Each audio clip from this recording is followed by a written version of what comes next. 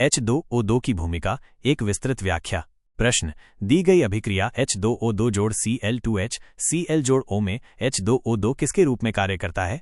उत्तर, इस अभिक्रिया में H2O2 एक ऑक्सीकारक ऑक्सीडाइजिंग एजेंट के रूप में कार्य करता है।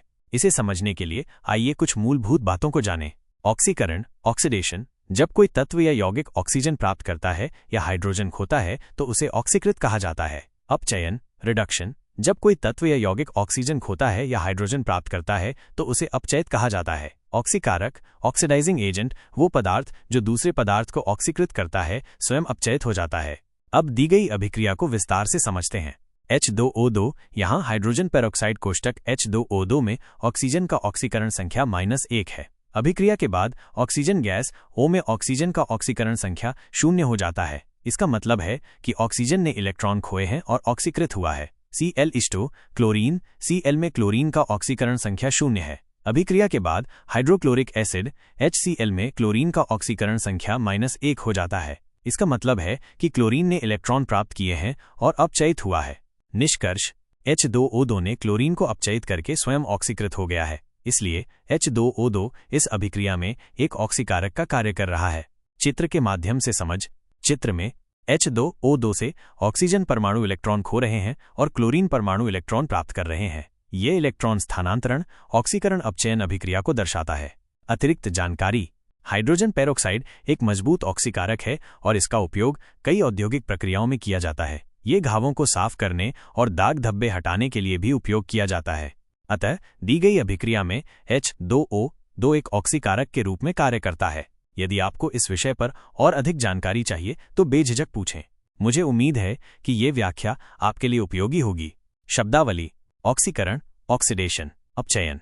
रिडक्शन, ऑक्सीकारक, ऑक्सीडाइजिंग एजेंट, अपचायक, रिड्यूसिंग एजेंट, ऑक्सीकरण संख्या, ऑक्सीडेशन नंबर। नोट: यह व्याख्या एक सरलीकृत रूप में दी गई है। अधिक गहराई से समझने के लिए आप किसी रसायन शास्त्र के पाठ्यपुस्तक या अपने शिक्षक से संपर्क कर सकते हैं। गति का पहला समीकरण, वेग और समय का संबंध। प्रश्न, गति का पहला समीकरण किसके बीच संबंध दर्शाता है? उत्तर, गति का पहला समीकरण वेग और समय के बीच संबंध दर्शाता है। गति का पहला समीकरण क्या है? गति का पहला समीकरण है v = u + at, जहां v अंतिम वेग है, u प्रारंभिक वेग है, a त्वरण है, t समय है। इसे चित्र के माध्यम से समझें। समय अक्ष x अक्ष समय को दर्शाता है, वेग अक्ष y अक्ष वेग को दर्शाता है, ढाल स्लोप त्वरण को दर्शाता है। चित्र से स्पष्ट है कि वेग v समय t के साथ एक सीधी रेखा में बदलता है। ये रेखा का ढाल स्लोप त्वरण a को दर्शाता है।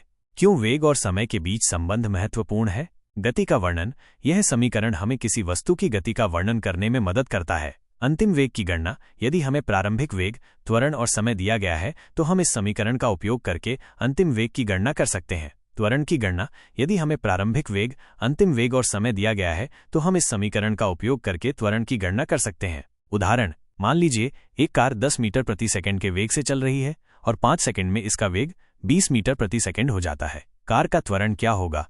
दिया गया है u = 10 मीटर्स पर सेकंड, v = 20 मीटर्स पर सेकंड, t = 5s। सूत्र: v = u जोड़ at। अतः a = v - u by t = 20 5 = 2 metres पर स्क्वायर सेकंड।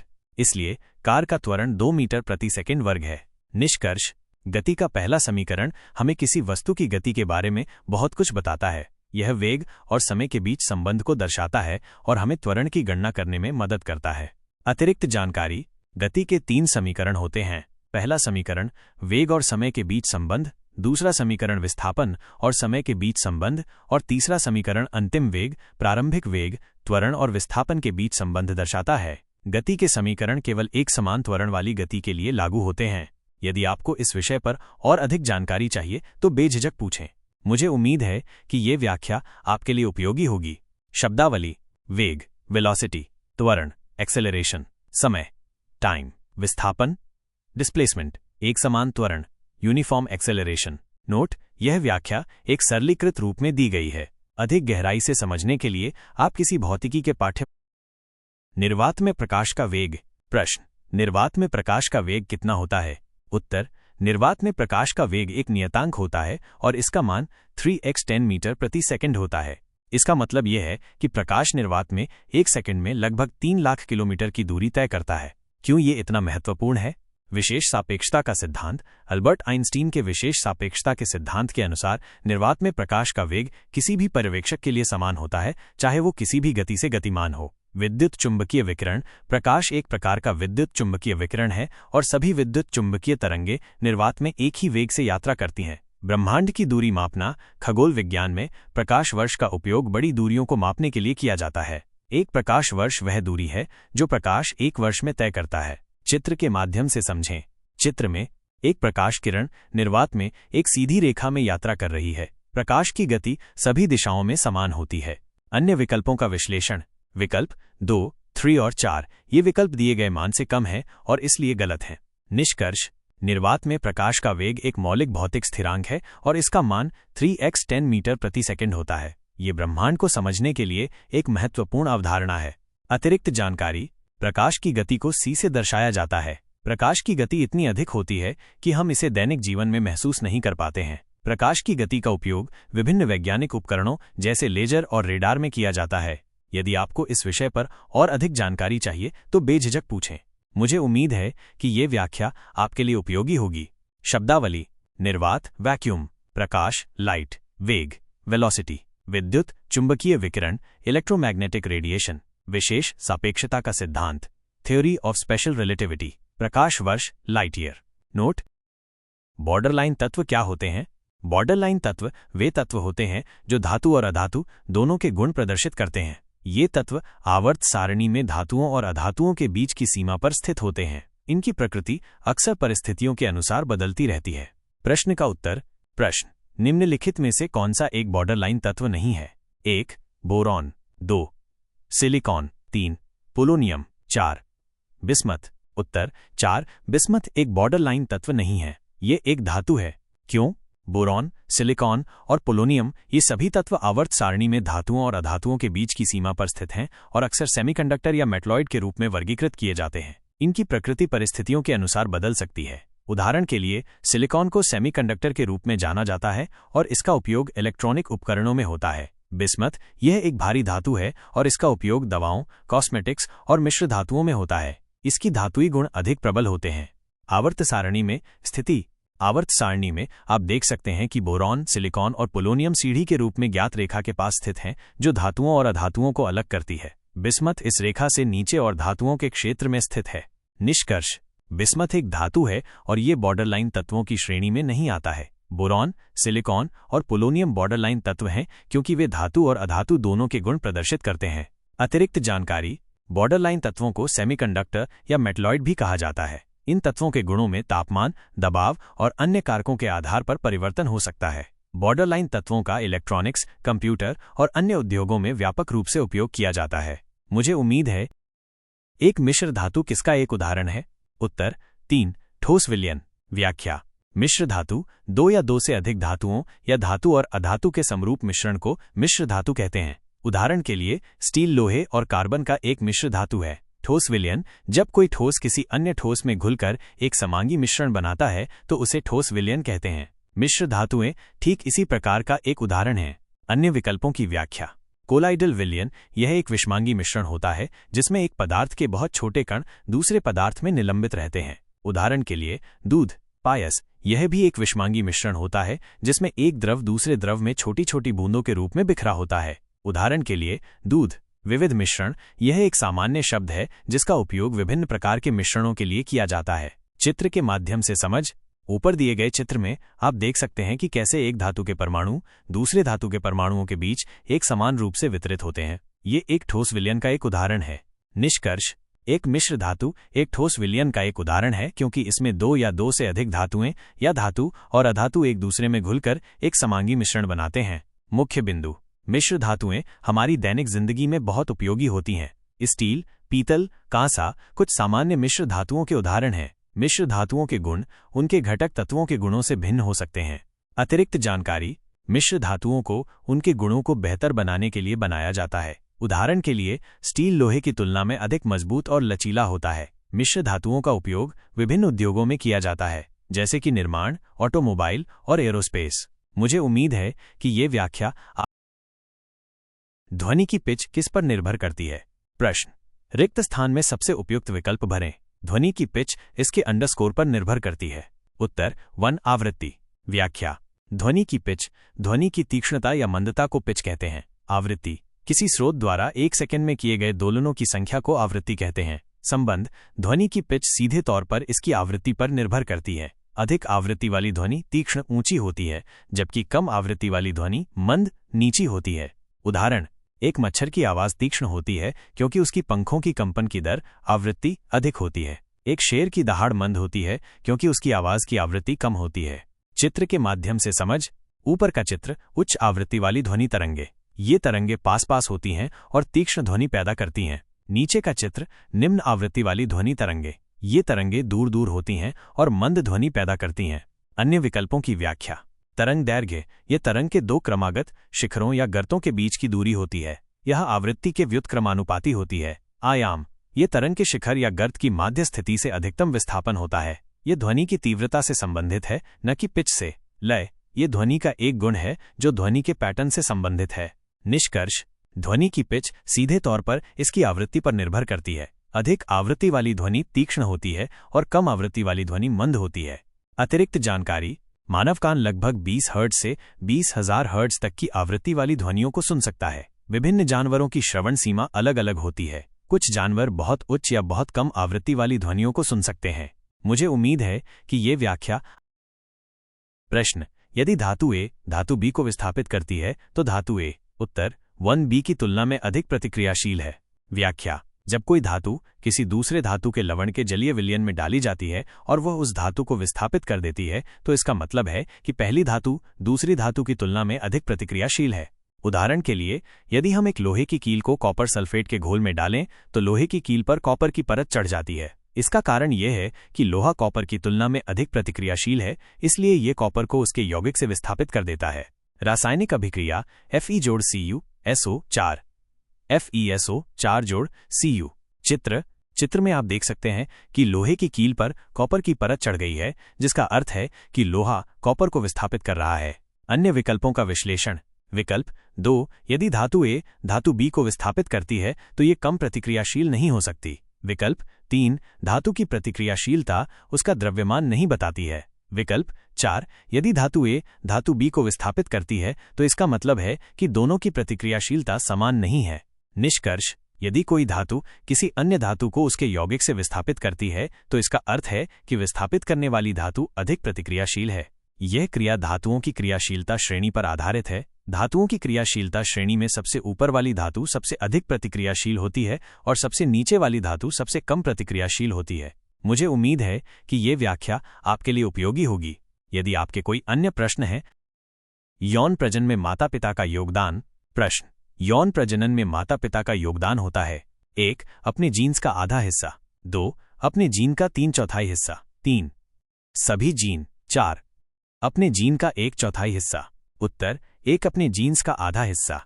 व्याख्या, यौन प्रजनन में एक नए जीव का निर्माण 2 जनकों, एक नर और एक मादा के युग्मकों के संलयन से होता है। युग्मक जैसे कि शुक्राणु और अंडाणु में माता पिता के आधे आधे जीन होते हैं। जब ये युग्मक मिलते हैं तो वे एक नए जीव का निर्माण करते हैं जिसमें दोनों माता पिता के जीनों का मिश्रण होता है। चित्र के माध्यम से समझें। इस चित्र में आप देख सकते हैं कि कैसे माता पिता के युग्मक में आधे आधे जीन होते हैं और जब ये युग्मक मिलते हैं तो वे एक नए जीव को जन्म देते हैं जिसमें दोनों माता पिता के जीनों का मिश्रण होता है। अन्य विकल्पों का विश्लेषण। विकल्प 2, 3 और 4 ये विकल्प गलत हैं क्योंकि वे माता पिता के जीनों के योगदान को सही ढंग से नहीं दर्शाते हैं। क्यों ये महत्वपूर्ण है? विविधता यौन प्रजनन जीवों में विविधता लाता है। ये जीवों को बदलते पर्यावरण में जीवित है। अनुकूलन यौन प्रजनन जीवों को नए वातावरण में अनुकूलन करने में मदद करता है। निष्कर्ष, यौन प्रजनन में माता पिता अपने आधे आधे जीन नए जीव को देते हैं। यह प्रक्रिया जीवों में विविधता लाती है और उन्हें बदलते पर्यावरण में जीवित रहने में मदद करती है। अतिरिक्त जानकारी। जीन ही वे कारक होते हैं जो हमारे लक्षणों को निर्धारित करते हैं, जैसे कि आंखों का रंग, बालों का रंग आदि। युग्मक निर्माण की प्रक्रिया को अर्धसूत्रण कहते हैं। मुझे उम्मीद है कि ये व्याख्या आपके लिए उपयोगी होगी। यदि आपके कोई अन्य प्रश्न, निम्नलिखित में से कौन सा कथन प्रयोग करने के लिए गलत होगा? 1, एक यौगिक का एक परमाणु। 2, एक तत्व का 1 मोल। 3, एक यौगिक का 1 मोल। 4 एक तत्व का एक परमाणु। उत्तर 1 एक यौगिक का एक परमाणु। व्याख्या परमाणु पदार्थ का सबसे छोटा कण होता है जो किसी तत्व के रासायनिक गुणों को प्रदर्शित करता है, जबकि यौगिक 2 या अधिक तत्वों के परमाणुओं का रासायनिक संयोग होता है। विकल्प 1 गलत क्यों है? एक यौगिक में हमेशा एक से अधिक परमाणु होते हैं। उदाहरण के लिए जल में 2 हाइड्रोजन परमाणु और 1 ऑक्सीजन परमाणु होते हैं, इसलिए एक यौगिक का एक परमाणु होना संभव नहीं है। विकल्प 2, 3 और 4 सही क्यों हैं? एक तत्व का एक मोल किसी भी पदार्थ की वो मात्रा होती है जिसमें 6.022 x 10⁻23 कण परमाणु अणु आयन होते हैं। एक यौगिक का एक मोल, ये भी एक मोल की परिभाषा के अनुसार सही है। एक तत्व का एक परमाणु, ये भी एक वैध कथन है क्योंकि एक परमाणु किसी तत्व का सबसे छोटा कण होता है। चित्र के माध्यम से समझें। पानी का अणु, यह एक यौगिक है जिसमें 2 हाइड्रोजन परमाणु और 1 ऑक्सीजन परमाणु होते हैं। हाइड्रोजन का एक परमाणु, यह एक तत्व का सबसे छोटा कण है। निष्कर्ष इसलिए हम कह सकते हैं कि एक यौगिक का एक परमाणु, यह कथन प्रयोग करने के लिए गलत है क्योंकि एक यौगिक में हमेशा एक से अधिक परमाणु होते हैं। अतिरिक्त जानकारी। तत्व शुद्ध पदार्थ जो केवल एक ही प्रकार के परमाणुओं से बना होता है। यौगिक 2 या अधिक तत्वों के परमाणुओं का रासायनिक संयोग। मोल पदार्थ की मात्रा का एक मात्रक। मुझे उम्मीद है कि ये प्रश्न निम्नलिखित में से कौन सा जीव पुनर्जनन और मुकुलन द्वारा प्रजनन कर सकता है? 1 खमीर, 2 प्लाज्मोडियम, 3 हाइड्रा, 4 प्लेनेरिया। उत्तर 3 हाइड्रा। व्याख्या पुनर्जनन और मुकुलन दोनों ही अलैंगिक प्रजनन के प्रकार हैं। पुनर्जनन ये वो प्रक्रिया है जिसमें एक जीव अपने शरीर के किसी खोए हुए भाग को दोबारा उगा लेता है। मुकुलन इसमें एक नए जीव का विकास एक परिपक्व जीव के शरीर पर एक उभार मुकुल के रूप में होता है जो बाद में अलग होकर एक नया जीव बनाता है। हाइड्रा एक ऐसा जलीय जीव है जो दोनों ही प्रक्रियाओं पुनर्जनन और मुकुलन द्वारा प्रजनन कर सकता है। पुनर्जनन यदि हाइड्रा को 2 टुकड़ों में काट दिया जाए तो प्रत्येक टुकड़ा एक नए हाइड्रा में विकसित हो सकता है। मुकुलन हाइड्रा के शरीर पर एक उभार बनता है जो धीरे धीरे बढ़ता है और अंततः एक नए हाइड्रा में विकसित हो जाता है। यह नया हाइड्रा फिर मूल हाइड्रा से अलग हो जाता है और एक स्वतंत्र जीव के रूप में रहने लगता है। चित्र के माध्यम से समझें। चित्र में आप देख सकते हैं कि हाइड्रा कैसे पुनर्जनन और मुकुलन के माध्यम से नए जीवों का निर्माण करता है। अन्य विकल्पों का विश्लेषण। खमीर मुकुलन द्वारा प्रजनन करता है लेकिन पुनर्जनन नहीं। प्लाज्मोडियम एक परजीवी है जो मलेरिया का कारण बनता है। यह मुकुलन या पुनर्जनन द्वारा प्रजनन नहीं करता है। प्लेनेरिया पुनर्जनन द्वारा प्रजनन कर सकता है लेकिन मुकुलन द्वारा नहीं। निष्कर्ष हाइड्रा एक ऐसा जीव है जो पुनर्जनन और मुकुलन दोनों ही प्रक्रियाओं द्वारा प्रजनन कर सकता है। अतिरिक्त जानकारी। पुनर्जनन और मुकुलन दोनों ही अलैंगिक प्रजनन के प्रकार हैं। अलैंगिक प्रजनन में केवल एक ही जनक शामिल होता है। यौन प्रजनन में 2 जनक शामिल होते हैं। मुझे उम्मीद है कि ये व्याख्या आपके लिए उपयोगी होगी। यदि आपके कोई अन्य प्रश्न हैं तो बेझिझक पूछें। संक्रमण तत्व क्या होते हैं? उत्तर 2 वह तत्व जिनमें धातुओं और गैर धातुओं दोनों के गुण हैं। व्याख्या संक्रमण तत्व वे तत्व होते हैं जिनके डी उपकोष में इलेक्ट्रॉन होते हैं।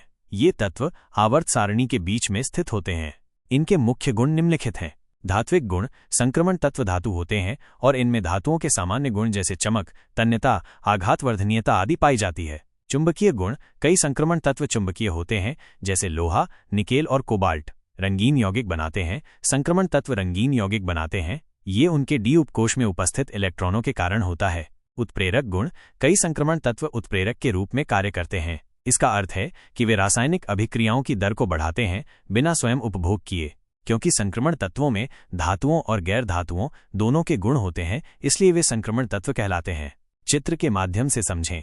ऊपर दिए गए आवर्त सारणी में संक्रमण तत्वों को हाईलाइट किया गया है। आप देख सकते हैं कि वे आवर्त सारणी के बीच में स्थित होते हैं। अन्य विकल्पों का विश्लेषण। विकल्प 1 और 4 ये विकल्प गलत हैं क्योंकि संक्रमण तत्वों के 2 या 3 सबसे बाहरी शेल अधूरे होने का कोई निश्चित नियम नहीं है। विकल्प 3 ये विकल्प भी गलत है क्योंकि संक्रमण तत्वों के सबसे बाहरी शेल में 8 इलेक्ट्रॉन नहीं होते हैं। निष्कर्ष संक्रमण तत्व वे तत्व होते हैं जिनमें धातुओं और गैर धातुओं दोनों के गुण होते हैं। वे आवर्त सारणी के बीच में स्थित होते हैं और उनके डी उपकोष में इलेक्ट्रॉन होते हैं। अतिरिक्त जानकारी। संक्रमण तत्वों का उपयोग विभिन्न उद्योगों में किया जाता है जैसे कि उत्प्रेरक, रंग और मिश्र धातु बनाने में। कुछ महत्वपूर्ण संक्रमण तत्वों में लोहा, तांबा, निकेल और सोना शामिल हैं। मुझे उम्मीद है कि ये व्याख्या आपके लिए उपयोगी होगी। यदि आपके कोई प्रश्न यांत्रिक ऊर्जा, गतिज ऊर्जा और अंडरस्कोर का संयोजन है। 1. ऊष्मीय ऊर्जा। 2. रासायनिक ऊर्जा। 3.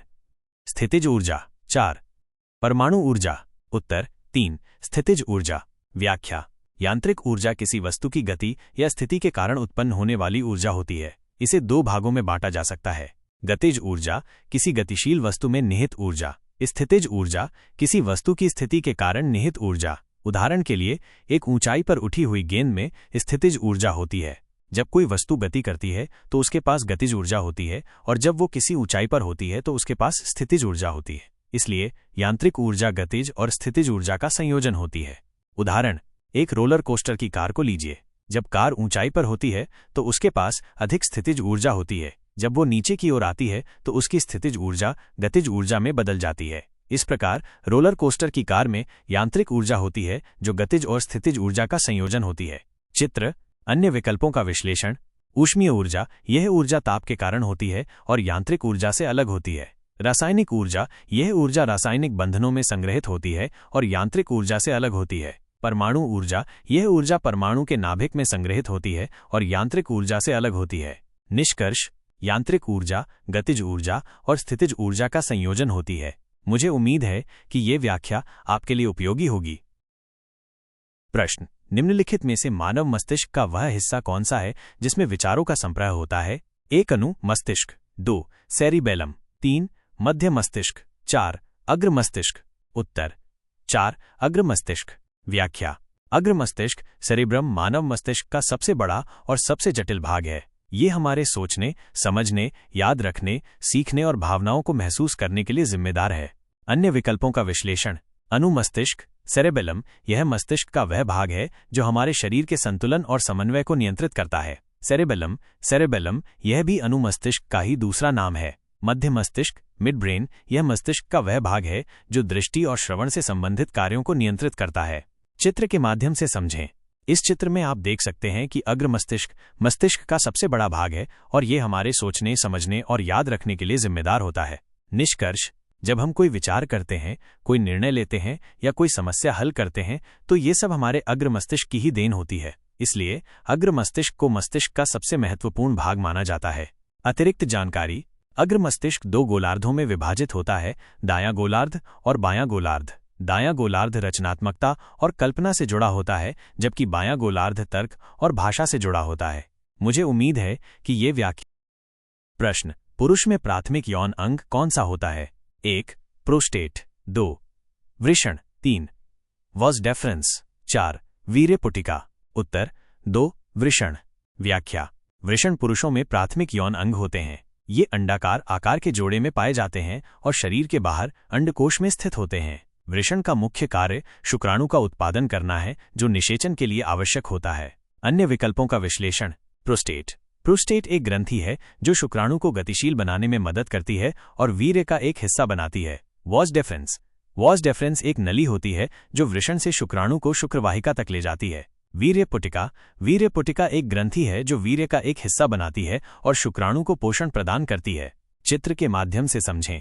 इस चित्र में आप देख सकते हैं कि वृषण पुरुष प्रजनन तंत्र का मुख्य अंग है। निष्कर्ष, वृषण पुरुषों में प्राथमिक यौन अंग होते हैं क्योंकि ये शुक्राणु का उत्पादन करते हैं जो निषेचन के लिए आवश्यक होता है। अतिरिक्त जानकारी। वृषण में शुक्राणु उत्पादन के साथ साथ टेस्टोस्टेरोन हार्मोन का भी उत्पादन होता है जो पुरुष लक्षणों के विकास के लिए जिम्मेदार होता है। वृषण के तापमान को शरीर के तापमान से थोड़ा कम रखना आवश्यक होता है, इसलिए ये अंडकोश में स्थित होते हैं। मुझे उम्मीद है कि ये व्याख्या आपके लिए उपयोगी होगी। प्रश्न, जब मैग्नीशियम रिबन हवा में जलाया जाता है तो कौन सा यौगिक उत्पन्न होता है? उत्तर 3. Magnesium oxide. व्याख्या। जब मैग्नीशियम रिबन को हवा में जलाया जाता है तो ये ऑक्सीजन के साथ अभिक्रिया करता है। इस अभिक्रिया में मैग्नीशियम ऑक्साइड नामक एक सफेद रंग का चमकदार यौगिक बनता है। रासायनिक अभिक्रिया। 2 megagrams of S plus O of G, right pointing arrow, 2 MgO of S। यहाँ पर Mg equals magnesium, O equals oxygen, MgO equals magnesium oxide. चित्र के माध्यम से समझें। चित्र में आप देख सकते हैं कि जब मैग्नीशियम रिबन को जलाया जाता है तो ये चमकदार सफेद रोशनी के साथ जलता है और सफेद रंग का मैग्नीशियम ऑक्साइड पाउडर बनता है। अन्य विकल्पों का विश्लेषण। मैग्नीशियम नाइट्रेट, मैग्नीशियम कार्बोनेट और मैग्नीशियम नाइट्राइड। ये यौगिक हवा में मैग्नीशियम के जलने से नहीं बनते हैं। इन यौगिकों के बनने के लिए अलग अलग अभिक्रियाओं की आवश्यकता होती है। निष्कर्ष: जब मैग्नीशियम रिबन को हवा में जलाया जाता है तो मुख्य रूप से मैग्नीशियम ऑक्साइड बनता है। यह एक महत्वपूर्ण रासायनिक अभिक्रिया है जिसका उपयोग विभिन्न उद्योगों में किया जाता है। अतिरिक्त जानकारी: मैग्नीशियम ऑक्साइड एक क्षारीय ऑक्साइड है। मैग्नीशियम ऑक्साइड का उपयोग दवाओं, निर्माण सामग्री और उर्वरकों के निर्माण में किया जाता है। मुझे उम्मीद है कि ये व्याख्या आपके लिए उपयोगी होगी। यदि आपके कोई अन्य प्रश्न हैं तो बेझिझक पूछें।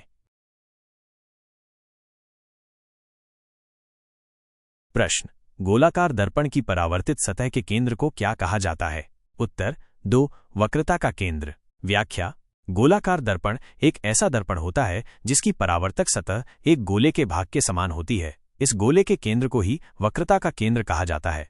वक्रता केंद्र यह वो बिंदु होता है जिसके चारों ओर गोलाकार दर्पण की परावर्तक सतह का वक्रण होता है। यह दर्पण के मुख्य बिंदुओं में से एक है और प्रकाश के परावर्तन के अध्ययन में महत्वपूर्ण भूमिका निभाता है। चित्र के माध्यम से समझें। चित्र में आप देख सकते हैं कि गोलाकार दर्पण की परावर्तक सतह एक गोले के भाग के समान होती है और इस गोले के केंद्र को ही वक्रता का केंद्र कहा जाता है। अन्य विकल्पों का विश्लेषण। त्रिज्या: त्रिज्या वक्रता केंद्र से दर्पण की सतह तक की दूरी को कहते हैं। पोल: ध्रुव, पोल दर्पण की परावर्तक सतह का मध्य बिंदु होता है। फोकस: फोकस वह बिंदु होता है जहां पर दर्पण से परावर्तित होने वाली समांतर किरणें मिलती हैं। निष्कर्ष: गोलाकार दर्पण की परावर्तक सतह के केंद्र को वक्रता का केंद्र कहा जाता है। यह दर्पण की ज्यामितीय संरचना को समझने के लिए एक महत्वपूर्ण अवधारणा है। अतिरिक्त जानकारी: वक्रता केंद्र की दूरी को वक्रता त्रिज्या कहते हैं। वक्रता केंद्र की स्थिति के आधार पर दर्पण को उत्तल या अवतल दर्पण कहा जाता है। मुझे उम्मीद है। प्रश्न: न्यूटन द्वारा गणित की निम्नलिखित शाखाओं में से किसका आविष्कार किया गया था? 1. गणना, 2. तर्क, 3. बीजगणित, 4. ज्यामिति। उत्तर: 3. बीजगणित। व्याख्या: ये कहना गलत होगा कि न्यूटन ने बीजगणित का आविष्कार किया था। बीजगणित एक बहुत पुरानी गणित की शाखा है और इसकी शुरुआत प्राचीन काल से ही हो चुकी थी। लेकिन न्यूटन ने बीजगणित में बहुत महत्वपूर्ण योगदान दिया था। उन्होंने कैलकुलस का विकास किया जो कि गणित की एक शाखा है और इसमें बीजगणित का व्यापक उपयोग होता है। कैलकुलस का उपयोग गति, परिवर्तन और वक्रों के अध्ययन में किया जाता है। कैलकुलस के विकास के लिए न्यूटन ने बीजगणित की कई नई तकनीकों का विकास किया। उन्होंने अनंत श्रेणी, अवकलन और समाकलन जैसे कई महत्वपूर्ण अवधारणाओं को विकसित किया। इन अवधारणाओं ने बीजगणित को और अधिक शक्तिशाली बना दिया और इसका उपयोग विज्ञान और इंजीनियरिंग के विभिन्न क्षेत्रों में किया जाने लगा। क्यों अन्य विकल्प गलत हैं? गणना, तर्क और ज्यामिति ये सभी गणित की मूलभूत शाखाएं हैं और इनकी उत्पत्ति बीजगणित से बहुत पहले हो चुकी थी। न्यूटन ने इन शाखाओं में भी योगदान दिया था, लेकिन बीजगणित में उनका योगदान सबसे महत्वपूर्ण माना जाता है। निष्कर्ष: हालांकि न्यूटन ने बीजगणित का आविष्कार नहीं किया था, लेकिन उन्होंने बीजगणित के विकास में बहुत महत्वपूर्ण योगदान दिया था। कैलकुलस के विकास के लिए उन्होंने बीजगणित की कई नई तकनीकों का विकास किया जिसने बीजगणित को और अधिक शक्तिशाली बना दिया। मुझे उम्मीद है कि ये व्याख्या आपके लिए उपयोगी होगी। यदि आपके कोई अन्य प्रश्न हैं तो बेझिझक पूछें। नोट: इस प्रश्न का उत्तर देने के लिए चित्रों का उपयोग करना उचित नहीं होगा क्योंकि यह एक सैद्धांतिक प्रश्न। निम्नलिखित में से कौन से वैज्ञानिक ने दो आवेशित कणों के बीच आकर्षण प्रतिकर्षण के बल को नियंत्रित करने वाला नियम दिया है? 1. Charles Dufay, 2. Michael Faraday, 3.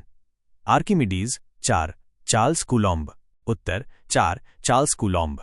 व्याख्या: कूलॉम्ब का नियम विद्युत आवेशों के बीच लगने वाले बल को परिभाषित करता है। इस नियम के अनुसार दो स्थिर बिंदु आवेशों के बीच लगने वाला बल आवेशों के परिमाण के गुणनफल के समानुपाती होता है और उनके बीच की दूरी के वर्ग के व्युत्क्रमानुपाती होता है।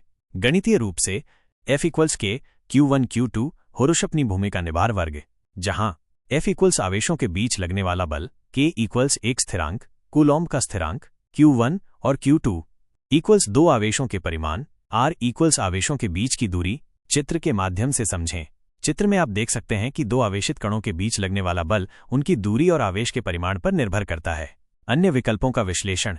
चार्ल्स डुफे, इन्होंने विद्युत आवेशों के दो प्रकारों धनात्मक और ऋणात्मक की खोज की थी। माइकल फैराडे, इन्होंने विद्युत चुंबकीय प्रेरण के सिद्धांत को दिया था। आर्किमिडीज, इन्होंने तरलों में डूबे हुए पिंडों पर लगने वाले उत्प्लावन बल के सिद्धांत को दिया था। निष्कर्ष: कूलॉम्ब का नियम विद्युत आवेशों के बीच अंतरक्रिया को समझने के लिए एक महत्वपूर्ण नियम है। यह नियम विद्युत चुंबकत्व के क्षेत्र में व्यापक रूप से उपयोग किया जाता है। अतिरिक्त जानकारी: कूलॉम्ब का नियम न्यूटन के गुरुत्वाकर्षण के नियम के समान है, जिसमें दोनों नियम व्युत्क्रम वर्ग के नियम हैं। कूलॉम्ब का नियम विद्युत क्षेत्र की अवधारणा को समझने के लिए आधार प्रदान करता है। मुझे उम्मीद है कि ये व्याख्या आपके लिए उपयोगी होगी। यदि आप प्रश्न, निम्नलिखित में से कौन सा एक धनायन है? 1. कार्बोनेट, 2. नाइट्रेट, 3. अमोनियम, 4. हाइड्रोक्साइड। उत्तर 3 अमोनियम। व्याख्या, धनायन वे आयन होते हैं जिन पर धनात्मक आवेश होता है, यानी इनमें इलेक्ट्रॉनों की संख्या प्रोटॉनों की संख्या से कम होती है। अब हम विकल्पों को देखें। कार्बोनेट वर्ग, नाइट्रेट NO और हाइड्रोक्साइड OH ये सभी ऋणायन हैं क्योंकि इन पर ऋणात्मक आवेश होता है। अमोनियम NH, इसमें एक अतिरिक्त हाइड्रोजन आयन होता है जिसके कारण इस पर धनात्मक आवेश होता है। चित्र के माध्यम से समझें। चित्र में आप देख सकते हैं कि अमोनियम आयन पर एक धनात्मक आवेश होता है जबकि अन्य सभी विकल्पों में ऋणात्मक आवेश होता है। निष्कर्ष, अतः दिए गए विकल्पों में से केवल अमोनियम NH ही एक धनायन है। अतिरिक्त जानकारी, धनायन और ऋणायन मिलकर आयनिक यौगिक बनाते हैं। धनायन आमतौर पर धातुओं से बनते हैं जबकि ऋणायन आमतौर पर अधातुओं से बनते हैं। मुझे उम्मीद है कि ये व्याख्या आपके लिए उपयोगी होगी। यदि आपके कोई अन्य प्रश्न है